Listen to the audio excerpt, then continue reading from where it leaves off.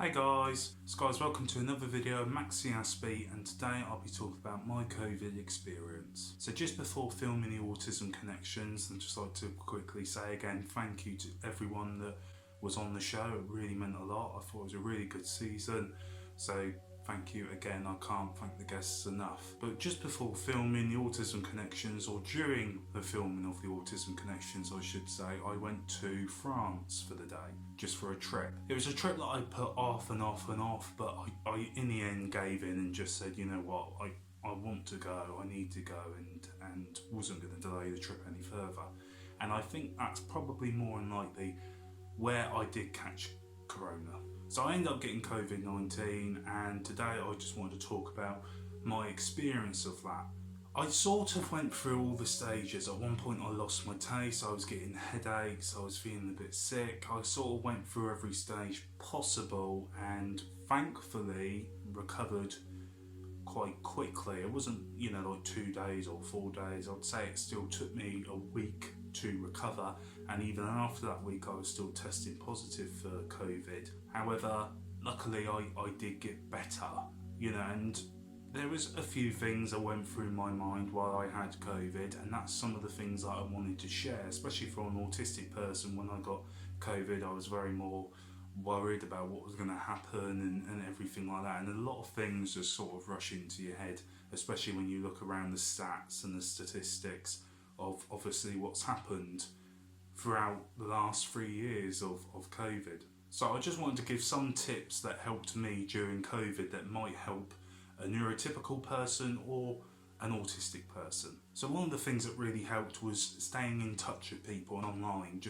and telephone calls, just making sure that you're keeping in touch with people, that you're keeping in with what's going on, and just enjoying that communication, because it can be hard when you've got no one there to sort of talk to.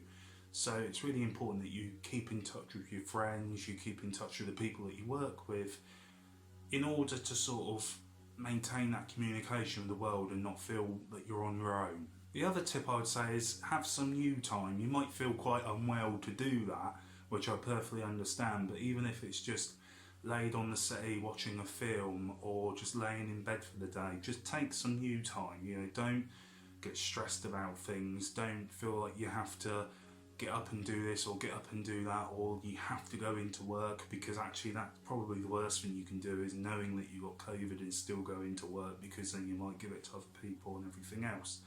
So it's about relaxing and having some new time for you to fully recover and get back to how you were before. The other tip is easier said than done, but don't think about stressful thoughts. When I was off with COVID, to be honest, was I guilty of that? Probably, because that's how I am. I'm very worry-gutter, always have to be anxious about something.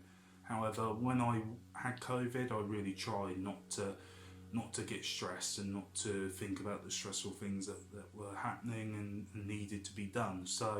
And the thing is, the more you stress, the more it's going to have an impact on your mental health, the more impact it's going to have on your brain, and then it's going to also delay how quick you may recover, because you're sort of tearing your body apart of doing things. You need to focus on getting better and not focus on things that are going to stress you out. Another tip, which is very obvious, keep testing. Just keep on testing, because even when I felt better, I was still testing positive. And then I still possibly, even though they do say after a certain amount of days you are not infectious anymore, I still would want to see that test negative. So just keep on testing, even if you think that you're positive or you're feeling perfectly fine and you believe you're going to be negative. Just make sure that you still test, just protect other people really. Two other things would be, don't rush, don't panic. Don't panic about getting back to work, or don't panic about having to do this or having to do that. And the last thing you want to do is rush yourself into doing that, because you'll end up doing it and it probably won't be as good as what you wanted it to be, and therefore you'll feel bad and you'll start stressing about things. But also, if you panic about it, then you're not allowing your body to recover in the best way, and if you rush it, then it's probably not going to be good anyway. So you might as well just not panic, don't rush, and just let your body recover, and then do it when you feel like you're going to be able to give your 100% in it, because even though you might feel that you can give it your 100%, it probably will end up not being that, because you're ill, and it's just human nature that that will happen. Another tip would be talk about what you're feeling, talk about what you're going through. You know, don't feel like you can't talk to people, don't bottle it up, you know, just talk to people about it, whether that's online or someone that you're in the home with or the house with. You know, just make sure that you're talking about what you're going through, how you're feeling, because even though you are going through the COVID stage as well, you then don't want to have going through a mental health sort of issue as well. So always talk about things, because it will make it better.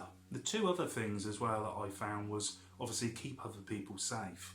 You know, I wouldn't want to give it to anyone in my family or my friends, you know, having it, or even not having it. I wouldn't want to give it to anyone anyway, but having it and then going through it is scary, and you know, you are rough. I was rough with it, so you don't want to give it to people, so just keep other people safe. And also the last tip is appreciate life. You know, I know that sounds very cliche, and you know, I wasn't, thankfully I never had to go into hospital. I was never you know, running out of sort of breath or feeling the need to go to hospital anyway. But it does make you appreciate life a lot more. You know, it makes you think about what things are good, what things are bad, and just appreciate what you have.